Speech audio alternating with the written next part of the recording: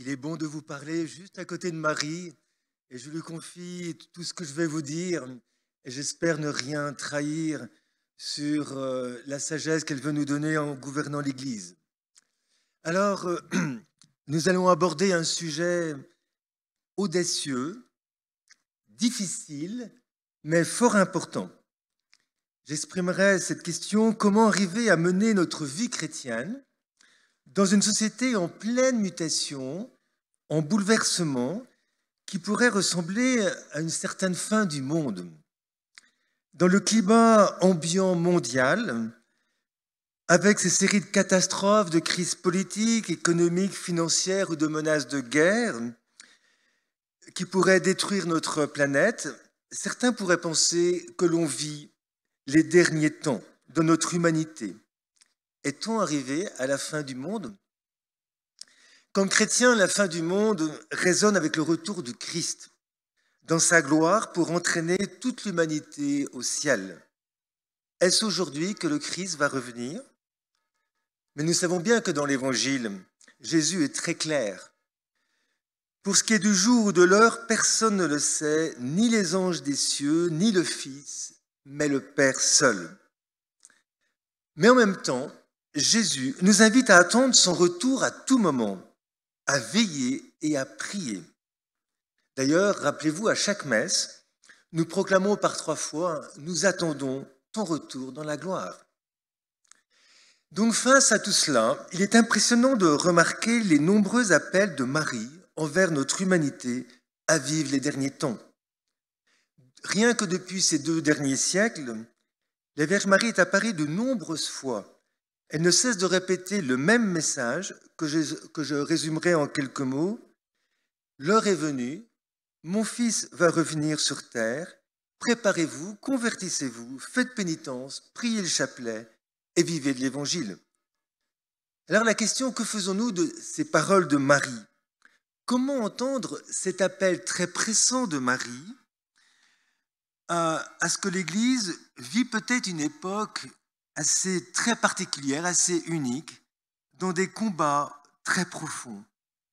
Et au cœur de toutes ces luttes, eh bien, elle veut régner d'une manière nouvelle dans nos cœurs, dans nos familles et dans l'Église.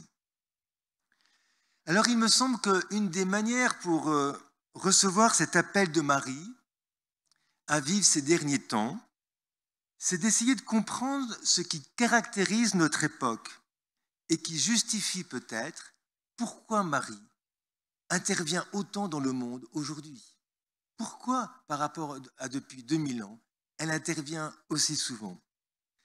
Et donc, il s'agit de comprendre quels sont les grands combats auxquels nous sommes confrontés et quels sont les vrais enjeux de notre foi chrétienne.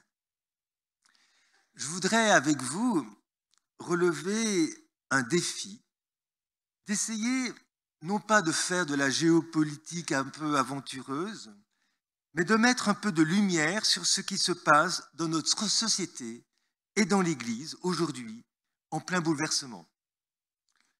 On a souvent dans les médias une version politique ou économique de l'avenir.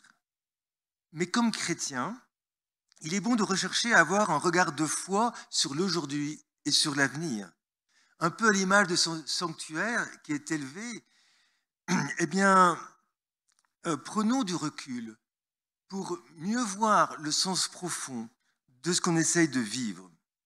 Je vous invite à élever votre intelligence sur les temps nouveaux que nous sommes en train de vivre afin de mieux comprendre en profondeur ce qui se passe dans notre vie quotidienne.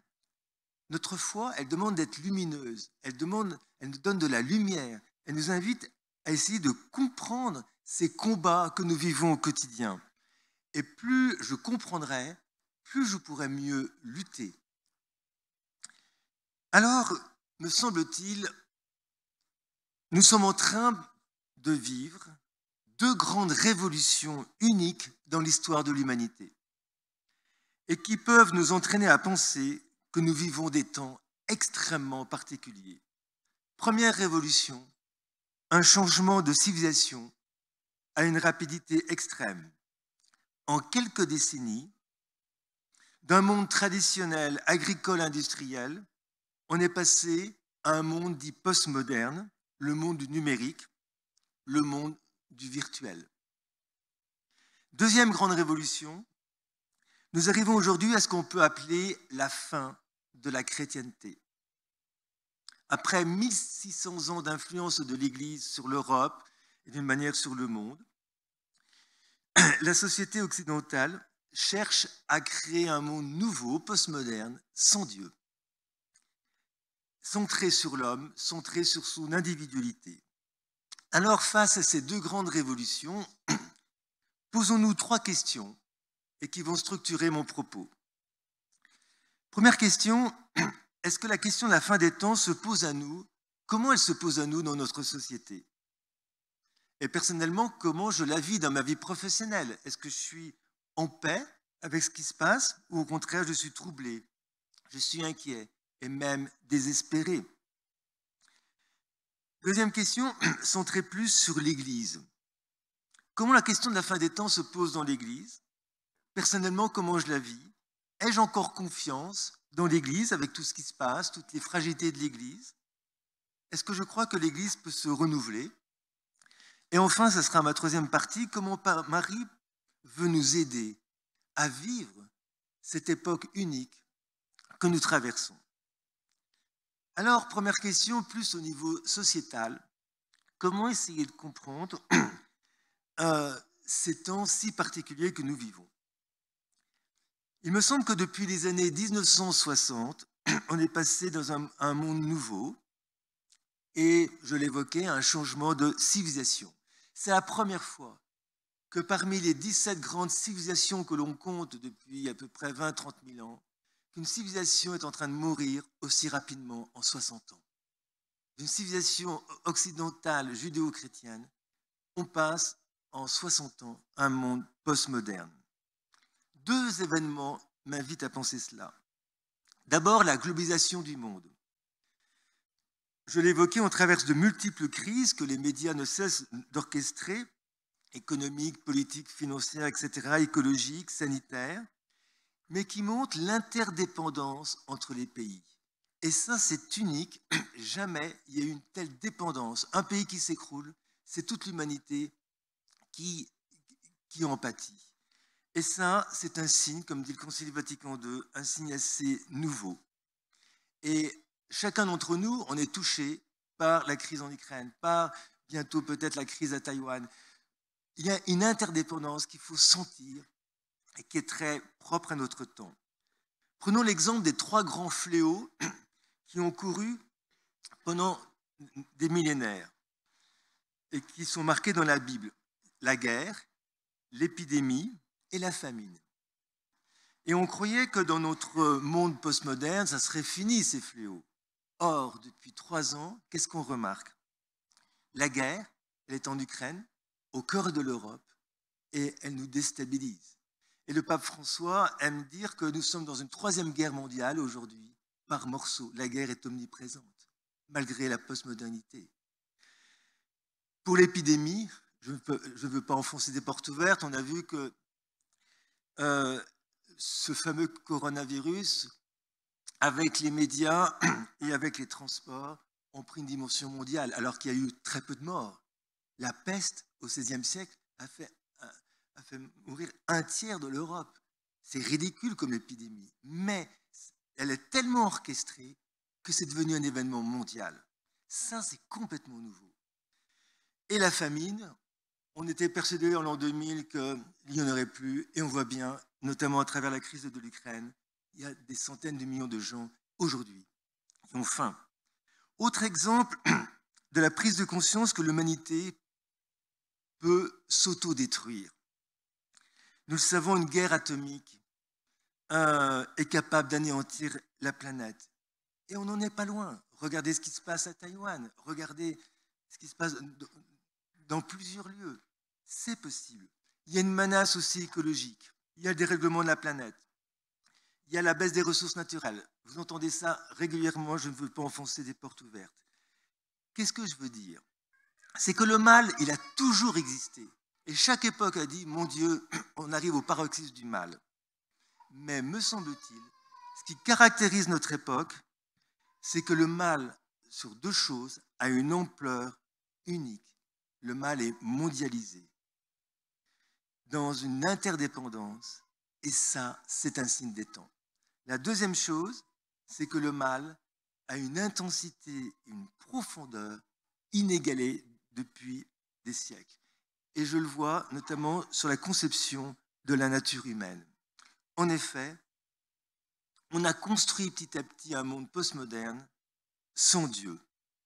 Alors même si vous n'êtes pas philosophe, eh bien, on est rentré dans ce monde postmoderne, c'est-à-dire qu'au 19e et 20e siècle, on a tué Dieu, et de fait, Dieu n'a plus sa place dans la société, il n'est plus une référence.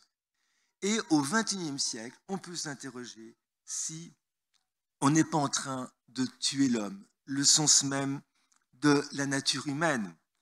Et vous le savez, on remet en cause les corps sexués, la théorie du genre, elle s'impose presque partout dans le monde, même dans nos écoles en France. On va choisir son orientation sexuelle, toutes les questions de génétique, de l'avènement des nanotechnologies, de la robotisation, la perspective du transhumanisme, bref, jusqu'où on va aller dans la transformation de l'homme. Et bien sûr, euthanasie et avortement sont à nos portes ou sont dedans. Et donc, progressivement, il faut que je mette... Voilà. Progressivement, on ne sait plus très bien ce qu'est l'homme, ce qu'est la nature humaine. Et pour nous chrétiens, on le sait qu'à partir du moment où on met de côté Dieu, c'est très difficile de croire encore au sens de la personne humaine, au sens de l'homme. Je suis philosophe, j'aime l'homme, j'aime la personne humaine, mais sans Dieu, comme c'est difficile de croire que l'homme qui est capable de faire le mal, de guerre mondiale, qui est capable de s'autodétruire, croire encore en l'homme. Et donc, je conclurai sur cette première partie. Il ne s'agit pas d'égrener tous les maux de la terre et ne voir que l'aspect négatif de l'évolution du monde. Non, il y a des choses belles dans notre monde postmoderne. Il y a des belles valeurs, je pense notamment à un certain primat de l'amour, à une prise en compte du sujet. Il y a des très belles choses. Mais il s'agit de prendre conscience que nous sommes dans une culture nouvelle, inédite. Nous sommes au cœur d'un changement de civilisation, de paradigme, de repères, de valeurs qui se passent sous nos yeux et en quelques décennies. Et ça, c'est extrêmement difficile à vivre. Et je pense à vous, chers parents, il n'a jamais été aussi difficile d'éduquer des enfants dans ce monde qui, tous les 5 ans, change profondément. Et il y a 1000 exemples, ce fameux smartphone, cette possibilité d'être en dialogue avec le monde. Vous voyez, j'accompagne beaucoup de fiancés et combien m'ont dit, mon père, on veut bien se marier, mais pas avoir d'enfants. Vous avez vu ce monde dans lequel on vit, on ne veut pas mettre des enfants dans un monde pourri. Et ça vient de croyants, de chrétiens pratiquants. On est dans un climat d'une certaine torpeur. Et quand on a peur, quand on est inquiet, quand on rentre dans cette anxiété, voire dans ce climat dépressif, la grande tentation, c'est la désespérance. La désespérance de notre société sur elle-même. Et quand on perd l'espérance, on perd la foi et on perd la charité. La vertu théologale la plus importante, bien sûr, la foi et la charité sont très importantes, mais c'est l'espérance. C'est elle. Et Monseigneur l'évoquait tout à l'heure, l'espérance est la clé de voûte. Et donc, pour espérer, et voilà pourquoi j'ai pris un peu de temps, il faut voir ce qui se passe dans la société actuelle. Il faut l'aimer. C'est le monde, la société. Nous en faisons partie. Et en même temps, il faut être lucide sur ce qui se passe réellement. Et la Vierge Marie, elle, voit notre humanité souffrir. Et elle veut lui donner cette espérance. Cette espérance, nous dit-elle, c'est de se tourner vers son Fils et vers l'Église. Et j'en viens donc à ma deuxième partie. Comment la question de la fin des temps se pose à nous dans l'Église. L'Église, elle est divine, elle est porteuse d'espérance depuis 2000 ans, et on sait comme chrétiens que la fin du monde, elle appartient à Dieu et non pas aux hommes. que c'est Dieu qui accompagne son humanité et ne la laisse pas aller à sa perte. C'est Dieu qui gouverne le monde, qui gouverne son Église, et non pas les hommes politiques, ni les dirigeants des grandes entreprises avec les GAFA. Les GAFA sont très puissants. Mais ce ne sont pas eux qui ont la puissance, qui pourront apporter la fin de l'humanité. Cette Église d'aujourd'hui, elle se voit confrontée en même temps à une évolution sans précédent. Et je l'évoquais au début, depuis 1600 ans, nous étions en chrétienté. Et ce que l'Église vit aujourd'hui, c'est un paradoxe étonnant. D'un côté, c'est la fin de la chrétienté, et de l'autre, nous avons un renouveau du christianisme extraordinaire, porté par la foi vive de chrétiens. Alors, je voudrais vous expliciter cela, ce paradoxe. Que veut dire la fin de la chrétienté pour nous, famille, et que veut dire ce renouveau?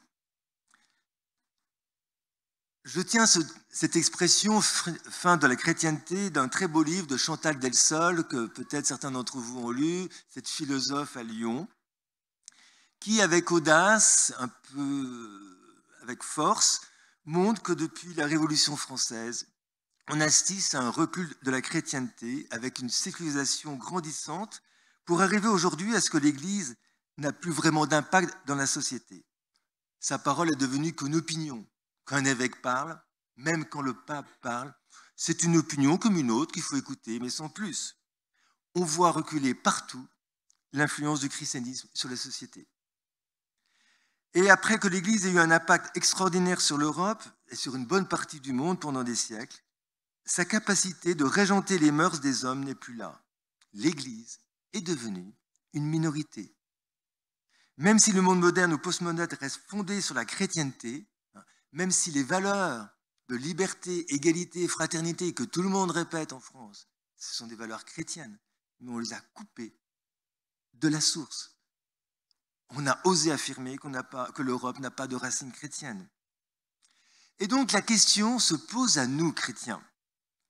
Est-ce que la disparition de la chrétienté entraîne celle du christianisme? Et c'est là où Chantal Delsol fait une distinction très, très simple, très juste. La chrétienté, c'est quoi? C'est une civilisation façonnée par le christianisme, dans l'esprit évangélique qui s'incarne dans la vie au niveau culturel, politique, économique, social. Le christianisme, lui, c'est autre chose. Même s'il y a des points communs, c'est d'abord une foi, une doctrine, une révélation biblique qui s'inscrit dans la personne humaine. C'est une foi en l'Église, au sacrement. Et donc on voit que le christianisme et la chrétienté sont différents. Si c'est la fin de la chrétienté, le christianisme, lui, il n'est pas mort. Et donc la question se pose, est-ce que finalement cette fin de chrétienté n'est qu'un mal, ou bien d'un mal peut jaillir un bien? Et voilà ce que j'aimerais surtout vous dire. Et c'est le fil rouge de toute la vie du Christ et de toute la vie d'Église. Le Christ est mort pour ressusciter. Du mal jaillit la vie. L'Église a été très secouée depuis 2000 ans, ça ne vient pas d'aujourd'hui, et souvent d'un mal jaillit d'un bien. Quel est le bien que l'on peut trouver aujourd'hui dans cette fin de chrétienté que nous vivons? Eh bien, quel est l'avenir finalement de l'Église? Quel est notre avenir, nous, en famille? Pourquoi mettre encore des enfants au monde? Pourquoi les éduquer tous les jours? Quel est l'avenir? Question très audacieuse. Qu'est-ce que vous diriez? C'est quoi l'avenir? On est les derniers des Mohicans, il faut se replier et être des ghettos très cathos? Eh bien, je vais m'appuyer sur quelqu'un que vous connaissez, que j'admire profondément. C'est le cardinal Ratzinger en 1971. Qui a dit explicitement dans un article sur l'avenir de l'Église, et je voudrais vous le citer, que pour lui, d'un mal jaillit un bien. Je le cite. Donc nous sommes en 1971. D'une manière prophétique, vous allez entendre exactement ce que l'on vit aujourd'hui. Pour moi, dit-il, il est certain que l'Église va devoir affronter des périodes très difficiles. La véritable crise vient à peine de commencer. Il faudra s'attendre à de grands bouleversements. Mais je suis tout aussi certain de ce qui va rester à la fin. Une Église, non plus avec un culte politique, car celle-ci est déjà morte, mais une Église de la foi. Il est fort possible qu'elle n'ait plus le pouvoir dominant qu'elle avait jusqu'à maintenant. Mais l'Église va vivre en renouveau pour redevenir la maison des hommes, et les hommes recevront la vie et l'espoir en la vie éternelle. Je cite encore, « De la crise actuelle émergera l'Église de demain, une Église qui aura beaucoup perdu. Elle sera de taille réduite et devra quasiment repartir à zéro. Elle ne sera plus à même de remplir toutes les églises construites pendant sa période prospère. Le nombre de fidèles va se réduire. Elle perdra ses nombreux privilèges. Contrairement à une période antérieure, l'Église sera véritablement perçue comme une société de personnes volontaires que l'on intègre librement et par choix. En tant que petite société, elle sera amenée à faire beaucoup plus souvent appel à l'initiative de ses membres, de ses baptisés, de ses laïcs. L'Église sera une Église plus spirituelle, et je suis sûr que le futur de l'Église viendra de personnes profondément ancrées dans la foi, qui en vivent pleinement et purement. La future Église sera, comme toujours, remodelée par des saints, par des hommes dont l'esprit cherche à aller au-delà des slogans à la mode, et qui ont une vision plus large que les autres. Donc vous voyez, ce que nous vivons, c'est, je crois, exactement cela. L'Église est devenue petite, minoritaire. Et c'est rude. C'est très rude pour notre orgueil, j'oserais dire. C'est très rude, comme les apôtres. Ils étaient fiers de Jésus. Il multiplie les pains, il donne du vin, il fait des enseignements fantastiques, il guérit. C'était extraordinaire de suivre Jésus.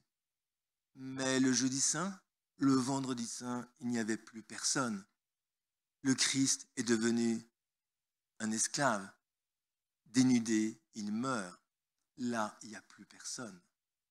Ces chemins, Pascal, c'est peut-être ce que nous sommes en train de vivre. Nous vivons une grande purification, un grand désert de 40 ans comme le désert du Sinaï pour aller en terre promise.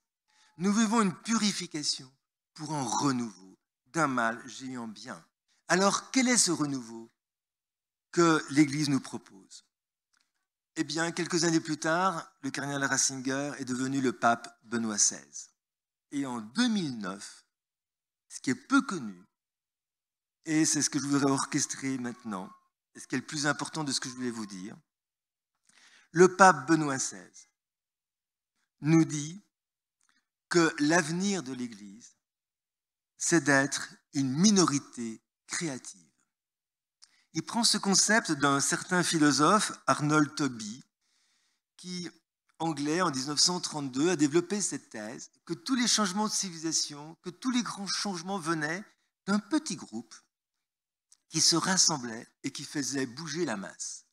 Alors, il y a des minorités destructives. Pensez à Lénine, qui a rassemblé pendant 2 ans en région parisienne 20 personnes, et c'est eux qui ont fait la révolution. Pensez à Hitler, pensez à Mao, minorité destructive. Ils ont ensemble fait un projet, ils ont fait bouger des masses. Minorité destructive. Nous, en Église, on veut créer des minorités positives. Alors, je cite Benoît XVI en 2009. Je dirais que normalement, ce sont les minorités créatives qui déterminent l'avenir. Et en ce sens, l'Église catholique doit se comprendre comme une minorité créative. Elle hérite de valeurs qui ne sont pas du passé, mais qui constituent une réalité très vivante et très actuelle. J'avais prévu que l'Église deviendrait petite, que ce serait un jour une Église des minorités, et qu'ensuite, elle ne pourrait plus subsister dans ces grands espaces, dans ces vastes organisations, mais elle devrait s'organiser de manière plus modeste. L'Église se perpétuera dans de petits cercles vivants, où des gens convaincus et croyants agiront selon leur foi. Mais c'est précisément ainsi qu'elle redeviendra le sel de la terre. L'Église peut précisément être moderne en étant anti-moderne, en s'opposant à l'opinion commune. À l'Église incombe un rôle de contradiction prophétique, Elle doit en avoir le courage. Voilà ces termes très forts de Benoît XVI. Être une minorité créative, très qualitative, très forte sur elle-même, avoir le courage de s'opposer au monde, tout en étant dans le monde. Eh bien, cette vision, au-delà de Benoît XVI, je crois qu'elle est très biblique. Tout a commencé avec le peuple d'Israël. Un petit peuple de rien du tout face à la puissance égyptienne, face à la puissance de la Mésopotamie. Un peuple ridicule, mais ce peuple avait la foi en Dieu, dans le monothéisme, et c'est Dieu qui a conduit ce peuple. Et c'est ce peuple qui a eu une influence bien plus grande que l'Égypte ou que la Mésopotamie. Autre minorité créative, la Sainte Famille. Ils sont 3, rien du tout, et pourtant, la plus grande révolution dans le monde, Dieu s'est fait homme au cœur d'une famille. Les 12 apôtres, 12 hommes pas très dégrossis, pas très intellectuels, assez fragiles. Moi, j'aurais été consultant, j'aurais pas proposé à Jésus Pierre comme chef. J'avais repéré un certain Saul majeur de sa promotion à Jérusalem. Il a fait les grandes écoles rabbiniques. Saul, contemporain de Jésus, un géant d'une intelligence, d'une brillance. Pierre à côté, il mène pas large. Eh bien, Jésus prend 12 gaillards, voilà, très différents. Il les met ensemble pendant 3 ans. Et ils trahissent Jésus, ils font toutes les gaffes inimaginables. Jésus dit, mais quand est-ce que, encore longtemps, je vais vous supporter? Enfin bref, une équipe vraiment fragile. Et nous savons la suite. Après la résurrection, après la Pentecôte, ils deviennent les 12 colonnes de l'Église. Waouh, quelle minorité créative. Les 3 premiers siècles de l'Église, c'était des familles. On partageait le pain, l'Eucharistie dans les maisons.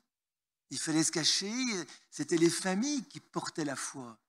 Et ensuite, grâce à la paix constantinienne, eh bien, il y a eu des monastères, il y a eu des prieurés, et finalement l'Europe s'est construite à travers ces monastères, des moines ensemble, minorités créatives, qui ont donné la culture, les écoles, les hôpitaux, et nous savons tout le développement de l'Europe, et ça fait la chrétienté.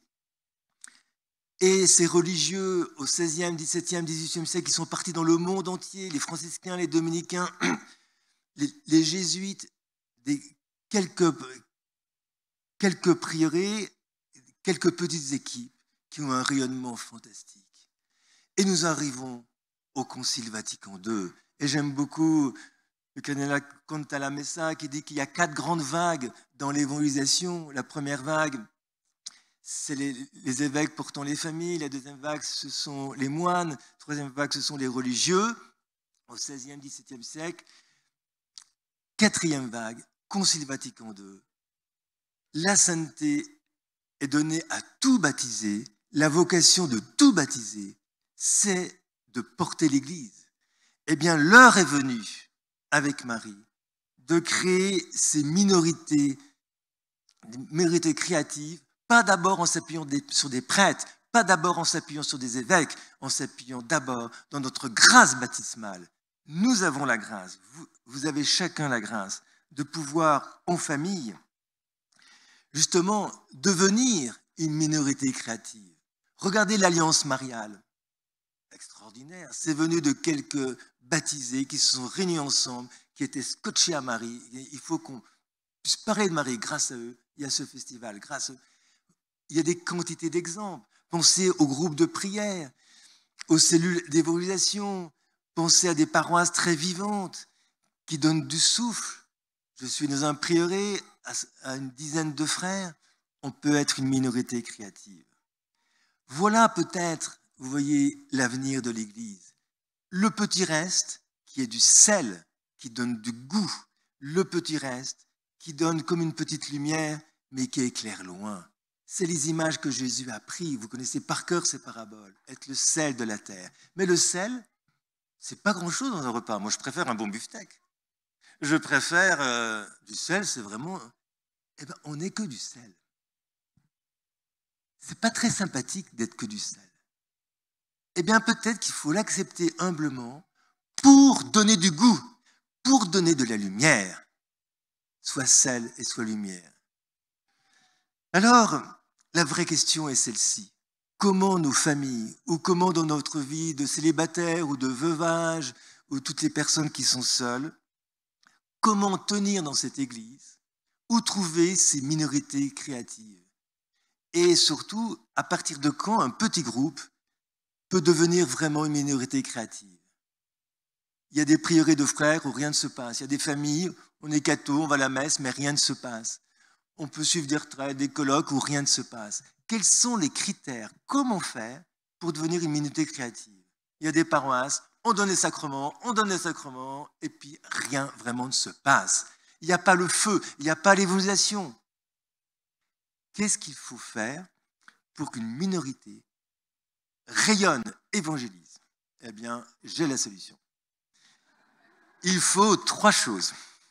1, il faut avoir le sens de la vocation personnelle de chacun. Dans une famille, il n'y a pas les parents et les enfants. On est frères et sœurs dans le Christ. Nos enfants sont porteurs de l'Esprit Saint. Mon conjoint est porteur de l'Esprit Saint. Et donc, il faut faire appel à la liberté de chacun, au charisme de chacun, au talent de chacun. Hier, il y avait une conférence, je crois, sur les charismes. Faire développer dans chacun les charismes, avoir de l'ambition. J'étais prieur pendant de longues années avec mes frères et mon souci, c'était tout le temps comment être à l'écoute de l'Esprit Saint. Qu'est-ce qu'il y a dans mon frère? Comment je peux l'épanouir? Enfin, comment je peux aider l'Esprit Saint à l'épanouir? Avoir un regard pur, vierge, avoir un regard profond sur mon prochain, faire épanouir son baptême. La création, elle vient d'abord des personnes. Avoir de l'ambition, un de nos plus grands péchés, ne plus avoir d'ambition. Oui, aie de l'ambition. Jésus veut nous donner beaucoup plus que nous le croyons. Nous sommes comme un ordinateur, on utilise 15, 20, 30% maximum du potentiel. Il faut développer, deviens ce que tu es et deviens ce que tu as reçu. Tu as reçu la grâce, déploie la grâce. Nous manquons d'ambition. Et donc avoir de l'ambition sur son prochain.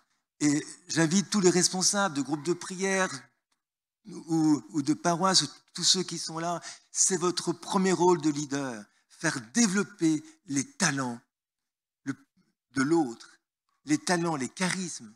Et j'accompagne beaucoup de couples et la mission première d'un époux, c'est de faire resplendir son épouse, que son épouse découvre sa vraie beauté, tous ses charismes, tout son élan. Et inversement, une véritable épouse, c'est celle qui a de l'ambition pour son mari, pas que de l'ambition professionnelle, pour qu'il rapporte beaucoup d'argent. La vraie ambition, deviens l'homme que tu es. Oui, avoir de l'ambition les uns sur les autres. Deuxième chose, pour qu'une minorité soit créative, il faut avoir le sens de la vocation ecclésiale. La vocation personnelle, elle est liée à mon baptême.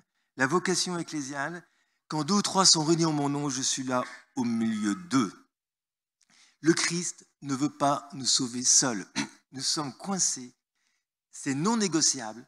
Nous devons toujours être, d'une manière ou d'une autre, en groupe, en petite communauté, petit groupe de prière, une petite cellule. Et c'est ce qu'on appelle le prochain. Quand 2 ou 3 prient en mon nom, je les exauce. Et donc, la minorité créative, c'est jamais une vie de célibataire. C'est toujours à plusieurs. Alors, c'est merveilleux d'avoir des frères et des sœurs, mais c'est lourd d'avoir des frères et sœurs. Je vous raconte une petite histoire. J'ai un bon ami qui est à la Chartreuse, et j'ai dû prêcher une retraite en Chartreuse, qui est assez rare. Et une fois par semaine, ils ont le spaciment, c'est-à-dire qu'ils sont obligés de quitter le monastère pour marcher, et ils doivent parler, sinon ils perdent la parole, parce qu'ils ne parlent jamais pendant la semaine. Et pendant le spaciment, toutes les demi-heures, eh bien, ils changent de partenaire pour discuter. Et moi, j'en ai profité et j'ai demandé à chacun des frères 2 questions. Qu'est-ce qui te rend le plus heureux en étant chartreux? Et qu'est-ce qui est le plus difficile en étant chartreux? Et beaucoup m'ont dit, ce qui est le plus merveilleux en Chartreuse, c'est d'avoir des frères. Ce qui est le plus difficile en Chartreuse, c'est d'avoir des frères. ok, même en chartreuse. C'est merveilleux d'avoir un conjoint, mais le plus difficile, c'est d'avoir un conjoint. C'est merveilleux d'avoir des enfants. Oh oui, on a prié pour cela, on en a un. Mais le plus difficile, c'est d'avoir des enfants. On s'est compris. La vie de célibataire, c'est merveilleux, on est tout seul, on est libre. Mais on est tout seul le soir et c'est rude. Bref, notre vocation, c'est d'apprendre la charité fraternelle, d'apprendre à vivre en groupe. La minorité créative, c'est on est ensemble au nom du Christ. Troisième chose, troisième ingrédient, et c'est comme des poupées russes, tout se tient, c'est avoir un projet commun qui s'ouvre aux autres. Avoir un projet au service de l'humanité et au service de l'Église. Avoir un projet, j'oserais dire, d'évangélisation. Une famille chrétienne qui se suffit d'aller à la messe, ce n'est plus possible. Une paroisse qui se suffit de donner des sacrements, ce n'est plus possible. Je ne veux pas enfoncer des portes ouvertes. Le Concile Vatican II nous l'a montré, le pape François ne cesse de le redire, est des disciples missionnaires. Et donc, vous voyez, ces trois étapes bien personnelles, la vocation personnelle, baptismale, la vocation de charité fraternelle en groupe, et s'ouvrir aux autres, s'ouvrir à ceux qui sont loin de l'Église, s'ouvrir à ceux qui ne sont pas chrétiens. C'est vraiment la force d'une minorité créative. J'étais il y a quelques semaines à Avignon au festival du théâtre. C'est la première fois que j'y allais. J'ai passé 4 jours extraordinaires. Et je me demandais si j'allais garder l'habit. On me dit oui, tu feras partie du décor, alors pas de problème. Et de fait, beaucoup de gens m'ont dit alors, vous allez jouer des moines? Je dis non, je suis un vrai. Mais j'ai croisé quand même 3 cardinaux, eux qui étaient bien déguisés. Et qu'est-ce que j'ai vu? Parce qu'on parle très facilement là-bas. Je ne sais pas si vous êtes allés, mais après avoir un théâtre, on prend une bière, c'est sympathique, on parle.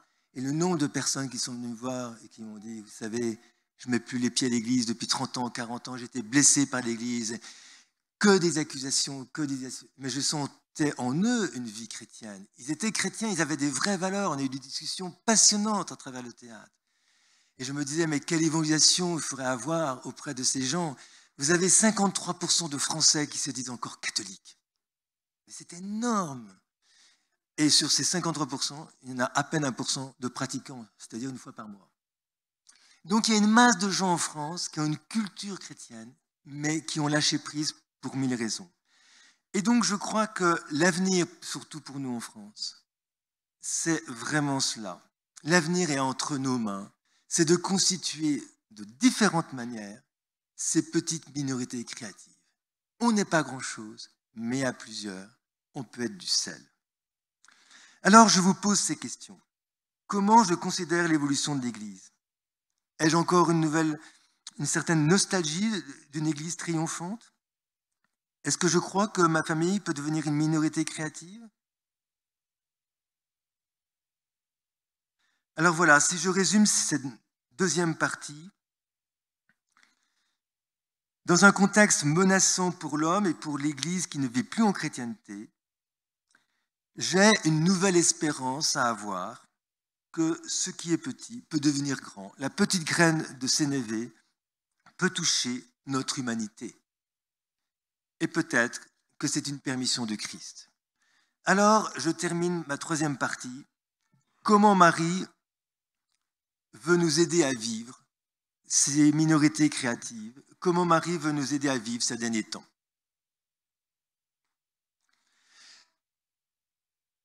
Plus la lutte abonde, plus la grâce surabonde.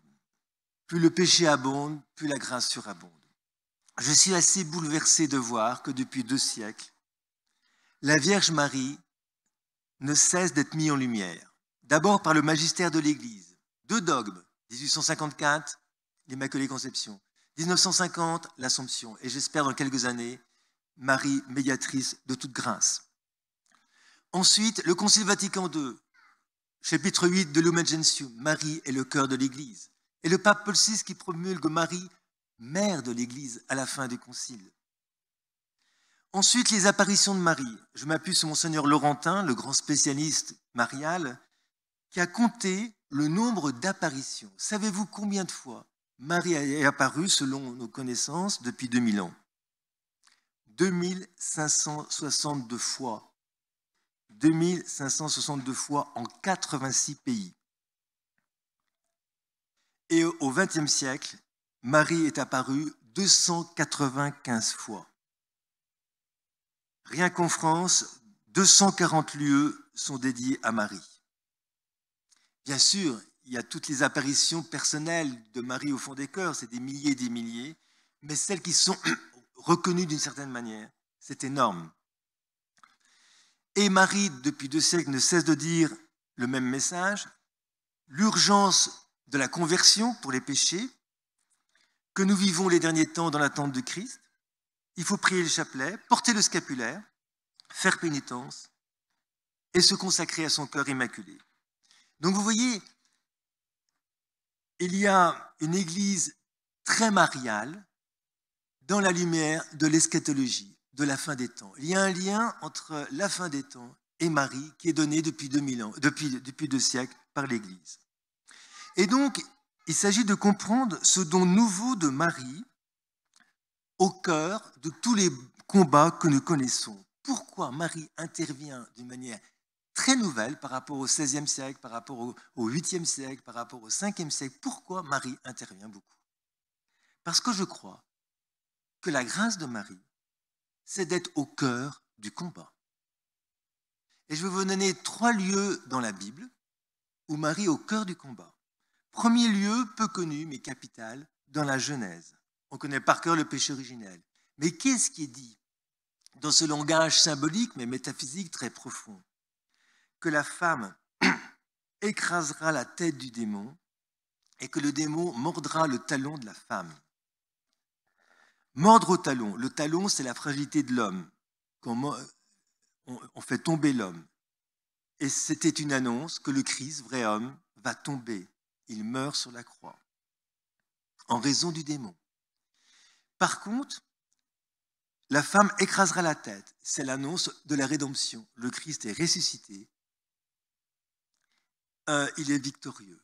Le démon a perdu. Et donc tout ceci, c'est une promesse de Dieu à la femme, avec un grand F, à Ève. C'est une promesse d'espérance, que dès le péché originel, on sait la fin, qu'il y a la victoire. Cela passe par Ève et pas par Adam. Pourquoi? Eh bien peut-être c'est une préfiguration de la nouvelle Ève, et c'est mon deuxième point de repère, la Vierge Marie à la croix. Femme, voici ton fils. C'est la deuxième fois que Jésus dit à Marie, femme, à Cana, femme, ils n'ont plus de vin. Et à la croix, femme, que me veux-tu? Et donc la femme, avec un raccourci très grand, c'est certainement Marie. C'est Marie qui est là, au cœur, à la croix. Marie, dans sa foi, vit pleinement une mort avec Jésus. Le démon a gagné, il fait mourir Jésus, et en même temps le démon a perdu. Jésus est dans la volonté du Père, et Marie sait que si Jésus va jusque-là, jusqu'à la mort, c'est parce qu'il sait ce qu'il fait, Jésus. Il veut montrer son amour. Et c'est la femme qui porte cela. Il n'y a pas eu de plus grande crise, de plus grand combat dans l'histoire de l'humanité depuis 30 000 ans qu'on connaît, sinon la croix. La croix est une crise bien plus grande que ce qu'on connaît aujourd'hui. Toutes les crises s'éclairent par la crise de la croix. Et c'est Marie, c'est la femme qui est là. Elle est debout.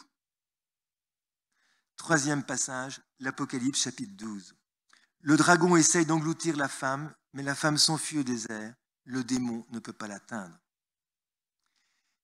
De nouveau le mot femme. Donc vous voyez que Marie est l'espérance par excellence pour tous ceux qui luttent. Alors voilà ce que je vous propose. De voir comment Marie peut nous aider à vivre nos combats. Marie donne le sens au combat de tout ce que j'ai évoqué face au monde postmoderne. Et surtout, elle nous fait comprendre cela, que nos grands combats, ce n'est pas les combats entre nous et les gens.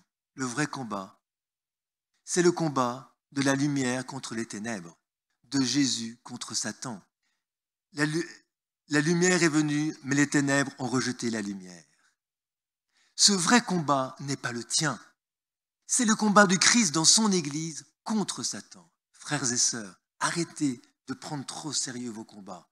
Vos combats dans votre vie familiale, vos combats par rapport à la société, par rapport à la GPA. Oui, luttons, oui, combattons, mais par derrière, soyons intelligents. Il y a un autre combat, c'est le combat de Dieu et de Satan. Et donc ce combat nous dépasse. Ce combat est au-delà de nos forces, comme le petit David face à Goliath. Ne prenons pas les armes du monde, mais prenons d'autres armes. Ce colloque marial, ridicule, 500 personnes, alors qu'il y a des grands concerts avec 10 000, 20 000 personnes. Mais ce colloque marial peut mettre du feu, et doit mettre du feu, amen, dans nos familles, là où nous sommes, dans nos paroisses. Et c'est beaucoup plus qu'un concert, on repart, oui, c'était sympa, point. Vous voyez, n'ayons pas peur des minorités, n'ayons pas peur d'être tout seuls, vos grands-enfants ados à 16 ans qui vous disent « Mais maman, je suis seul dans ma classe à être catho, regarde, il n'y a que des vieux à l'église. » C'est dur à porter. Et regardez, entre conjoints, quelquefois, on n'a pas la même foi, c'est dur. Bref, vous connaissez par cœur tous ces combats. N'ayons pas peur de ce qui est petit pour devenir grand. Alors, et je termine bientôt, je crois que l'avenir, il faut mettre une présence de Marie dans l'aujourd'hui de nos vies. Alors, 4 moyens. Premier moyen, que Marie nous aide à nous mettre dans un rapport au temps. Je suis très impressionné que le monde de la psychologie nous renvoie beaucoup au passé. Il faut relire son passé, défaire des nœuds, et quelquefois c'est bon, c'est très important. Mais si je me sclérose sur mon passé, ce n'est pas forcément bon. D'autres s'échappent dans l'avenir pour plus tard. Même les milliardaires vont mettre beaucoup d'argent pour aller sur Mars. Qu'est-ce que cela veut dire? Il est difficile de vivre le présent. Et c'est là, il faut bien comprendre le sens du temps. D'une manière très schématique, il y a 3 manières de comprendre le temps. Première manière, le temps est circulaire. Et dans toutes les grandes civilisations, le temps a toujours été compris circulaire. En ce moment, c'est l'Inde. Dans tout l'hindouisme, le temps est circulaire. C'est l'émanation. On revient sans cesse. Les saisons, c'est cyclique. La femme est cyclique. Tout est cyclique. La nature, tout est cyclique. Et le temps circulaire nous imprègne. C'est quelque chose de grand et de beau. Deuxième conception du temps. Le temps fléché, le temps linéaire. C'est une révolution. Le judéo-christianisme a porté un point de départ, la création, et un terme, la fin des temps. Ça n'existe pas en Chine, cela. Ça n'existe pas en Inde. C'est vraiment le propre d'une civilisation judéo-chrétienne. Un point de départ et un terme avec le sens du progrès. Le sens du progrès vient du judéo-christianisme. Le temps fléché. Et nous vivons, nous avons un agenda, nous avons des mois et des années qui passent, nous avons un temps fléché. Temps circulaire et temps fléché. Mais il y a un troisième temps. Ce temps qui est réservé aux chrétiens. C'est le temps de la résurrection.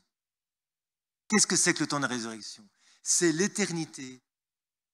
Le Verbe s'est fait chair. L'éternité vient dans le temps. Le temps est transformé dans l'éternité.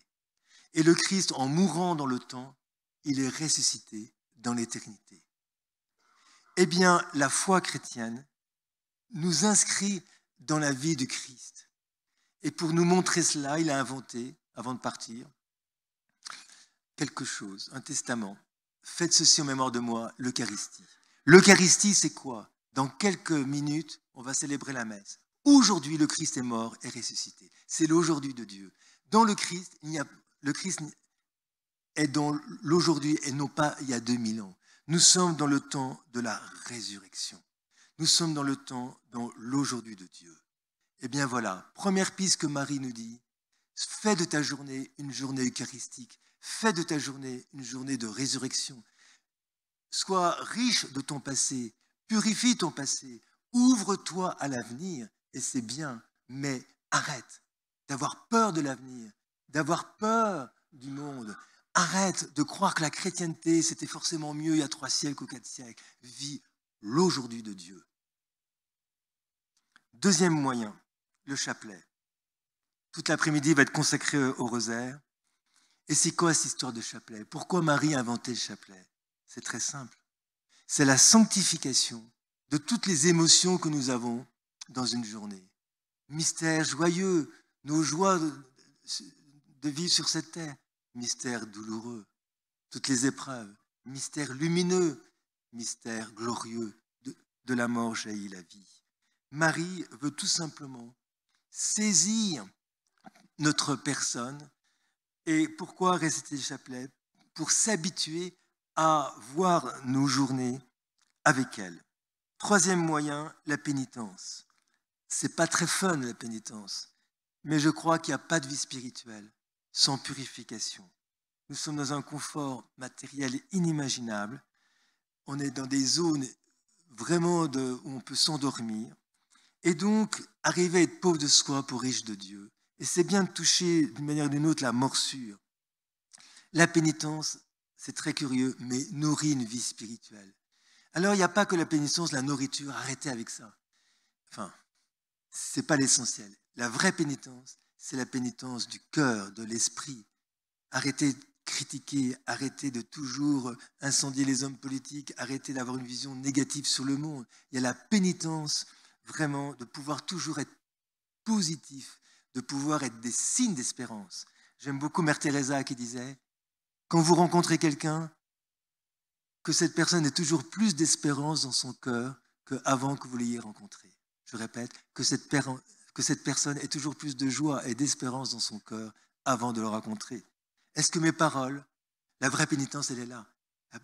Est-ce que mes paroles sont source de joie et d'espérance? Enfin, quatrième moyen, la consécration à Marie pour être disponible à l'Esprit Saint.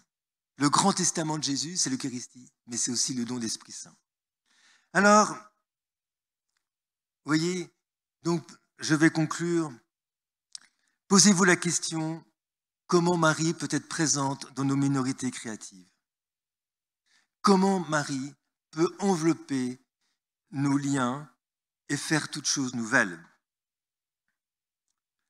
Alors voilà, que retenir de tous mes propos? Eh bien, peut-être une première chose. Au cœur d'un monde en pleine mutation et très fragilisé et qui menace notre existence, comme chrétiens, n'ayons pas peur de l'avenir du monde. L'avenir du monde est dans les mains de Dieu et dans les mains de Marie. Et n'ayez pas peur a été repris, vous savez, dans la Bible, 365 fois. Aujourd'hui, c'est le mot peur qui, de plus en plus, est présent chez les hommes politiques. J'ai eu la grâce de rencontrer souvent des sénateurs, des députés. Ils me disent, on a peur, on ne sait plus comment faire pour la fraternité. Liberté, égalité, ça va, mais on ne sait plus comment faire pour mettre la fraternité, la peur. Demandez personnellement à Marie de greffer cette espérance dans le fond de notre cœur, que tous les éléments qui nous entourent puissent être portés par Marie. Voilà la première chose à retenir. La deuxième chose, que l'Église, oui, elle est fragilisée, oui, elle est pleine de combats, mais elle est conduite par Marie. Tout ce qui se passe, et vous avez été très troublés par cela, par tous les abus sexuels, par des prêtres, c'était prononcé à la Salette il y a un siècle et demi. Tout ça, ça a été dit. Eh bien, c'est très déséquilibrant, oui, mais peut-être que ça nous donne un autre regard sur les prêtres, un autre regard sur la paroisse, un autre regard sur l'Église. Oui, on est déçus, non pas tant mieux, mais c'est terrible. Mais en même temps, peut-être que c'est l'occasion de voir les choses différemment, que les combats de l'Église peuvent être source d'un nouvel élan. Alors, donc, finalement, Marie nous dit, à la lumière de Christ, je viens faire en vous toutes choses nouvelles. Je veux vous renouveler dans l'espérance, car vous vivez de profonds combats. Vous êtes dans la lutte, dans le champ de bataille, très subtil, avec tous les médias qui orchestrent tous les jours une nouvelle culture. C'est rude, on en pleure, oui, mais retrouvons-nous entre chrétiens, louons le Seigneur, portons-nous les uns les autres pour avoir des projets afin d'évangéliser. Et en évangélisant, eh bien, vous trouverez une force, une foi, une charité étonnante. Oui, plus, encore une fois, le péché abonde, plus nous sommes dans une culture difficile, plus nous devons nous mettre debout. Alors voilà, soyez des prophètes, soyez ambitieux, car l'avenir de l'Église n'est pas à Rome. L'avenir de l'Église, c'est dans chacun d'entre nous, porté par l'Esprit. Alors, aimez et soyez des témoins de l'espérance. Voilà.